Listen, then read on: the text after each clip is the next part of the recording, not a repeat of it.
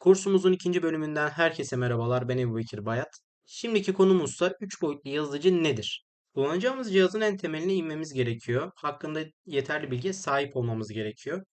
Dersin bu kısmında Robotistan'dan bulduğum bir içeriği sizlere göstermek istiyorum. 3 boyutlu yazıcıları size tanımlarken Robotistan'dan faydalanacağım. Herhangi bir ücretli içerik yoktur. Herhangi bir sponsorluk anlaşması yoktur. Bilginize reklam içermemektedir. Reklam değildir. İçeriğin yazarı Ahmet Bey'e de teşekkürler. Hemen derse geçmeden önce size bir duyuruda bulunmak istiyorum. Kursiyerlerimizle oluşturduğumuz bir platformda birlikte büyük projeler gerçekleştireceğiz. Lütfen abone olmayı ve yorum yapmayı unutmayın. Kursumuzun sonunda açacağımız ankette büyük projelerimize siz de dahil olabilirsiniz. Evet, 3 boyutlu yazıcı nedir? Sanal ortamda tasarlanmış 3 boyutlu nesneleri katı formda somut nesnelere dönüştüren makinelere 3 boyutlu yazıcı denir. 3 boyutlu yazıcılarda ihtiyaç duyduğunuz herhangi bir parçayı basabilirsiniz veya hobisini yapmış olduğunuz ürünleri basabilirsiniz. Evinizde kırılan, dökülen bir parçayı basabilirsiniz. Tabi bunların hepsini yapmak için belirli süreçler mevcut. Bu süreçleri aştıktan sonra parçanızı kendi evinizde, kendi küçük fabrikanızda üretebilirsiniz. 3 boyutlu yazıcının tarihinden bahsetmeyeceğim ama nasıl çalıştığından genel olarak bir bahsetmek istiyorum.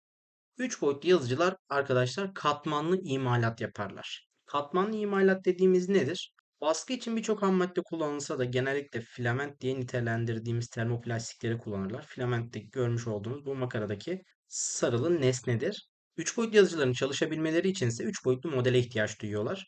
3 boyutlu modelleri biz SolidWorks gibi, 3D Max gibi, işte Fusion 360 gibi CAD programlarında yani bilgisayar destekli tasarım programlarında tasarlarız, çizeriz ve 3 boyutlu yazıcımızın kullanımına uygun hale getiririz. Bunun içinse dilimleyici programlara ihtiyaç duyarız. Kursumuzun ilerleyen bölümlerinde ise dilimleyici programlardan da bahsedeceğiz. Çalışma prensibinin biraz daha detayına inelim. 3 boyutlu yazıcı aslında iki temel unsuru içeriyor. Birincisi yapı tablası, platform dediğimiz veya bed olarak da nitelendirilen yapı levhası. Ham maddemizi eriten, ekstrüde eden, ısınan kısım sıcaklığı 200 ila 300-350 dereceye göre ham maddenin cinsine göre değişiklik gösterebilen ekstrüzyon noktamız. Katmanlı imalat demiştik arkadaşlar. Ham maddemiz ısıtıcı kısımda eridikten sonra burada da görebileceğiniz üzere kat kat, dilim dilim imal edilir. Filamentimiz katı halden cihazımıza giriş yaparak belli bir sıcaklığa ulaşıncaya kadar beklenir. Belli bir sıcaklığa ulaştığında malzememiz ergimeye başlar. Ve burada ise ilk katmanları cihazımız içerisinde yüklü yazılımla basmaya başlar. Tamamlandığında ise ürünümüz ortaya çıkmış olur. Evet, 3 boyutlu yazıcılarla neler yapılabiliyor? Tabii bunun hobicileri var. Sadece kendine özgü figürler basan arkadaşlarımız var. Evdeki parçalarını basan arkadaşlarımız var. Ama endüstride de bunun birçok alanı var aslında. Ne gibi? Mesela astronotların kullanmış olduğu bazı parçalar 3 boyutlu yazıcı ile üretilir. Hatta veya ortopedik anlamda üretilen bazı ürünlerse 3 boyutlu yazıcıdan üretilir. Bunların içerisine protezler, destekleyici elemanlar giyilebilir teknolojiler de girmektedir. Onun haricinde tıpta yaygın olarak kullanılmaktadır. Mesela SLA ile üretilmiş olarak bir kafatasını görüyorsunuz. Hollanda'da 23 yaşındaki bir hastanın kafatası olarak burada bilgi verilmiş. Daha sonrasında inşaat sektöründe de sıkça kullanılmaya başlanan çeşitleri de mevcuttur.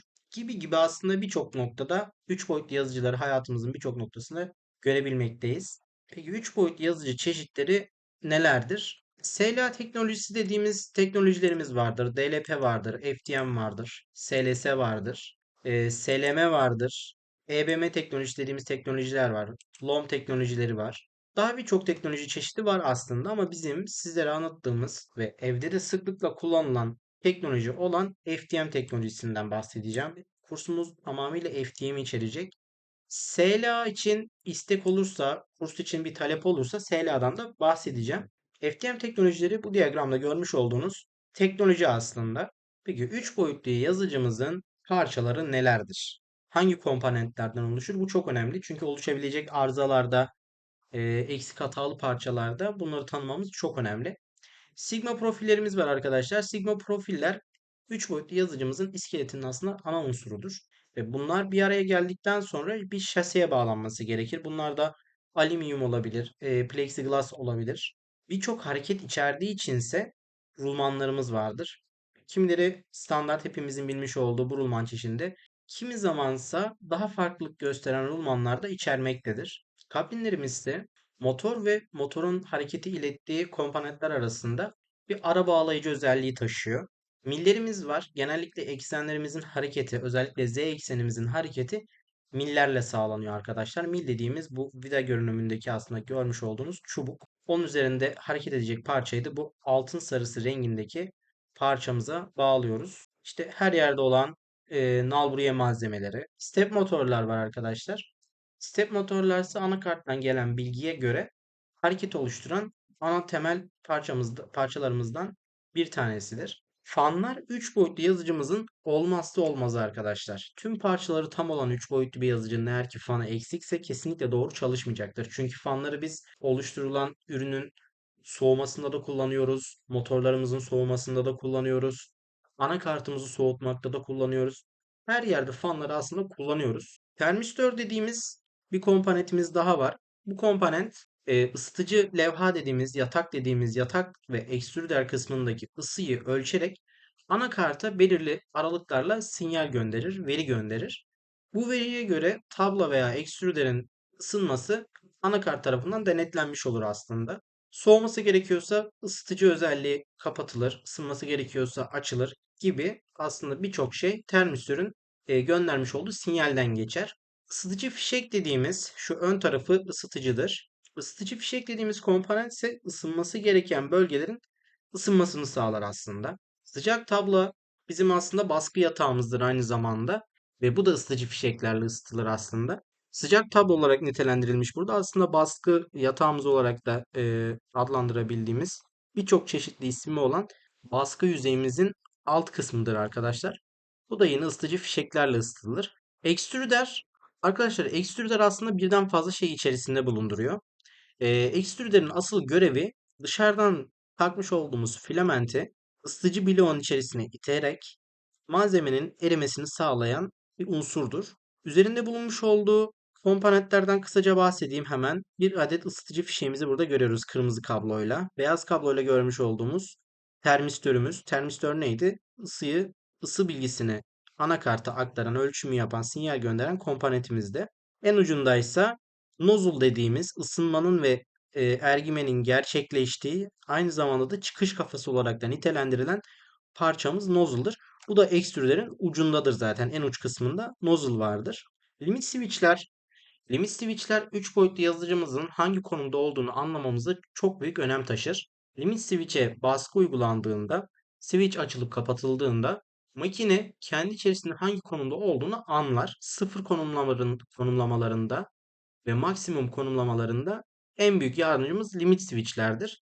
Güç kaynağı cihazımız zaten elektrik enerjisiyle çalışıyor. Bu olmazsa olmazımız. Çok bahsetmeyeceğim ondan. Anakart.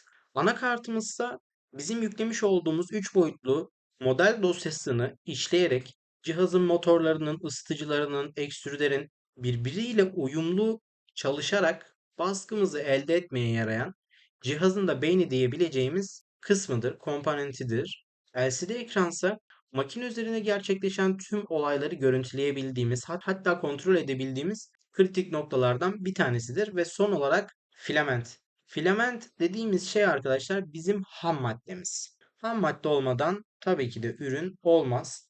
Birçok çeşidi var bunun. PLA, ABS, TPU, işte karbon fiber takviyeli malzemeler, ahşap katkılı malzemeler, mermer katkılı malzemeler, ASA dediğimiz malzemeler, PETG dediğimiz malzemeler gibi gibi birçok çeşidi vardır aslında bunun da. Şimdi ise bu bölümü tamamlıyoruz ve hemen hızlıca diğer bölüme yani tasarım ve dilimlemeye geçiyoruz arkadaşlar.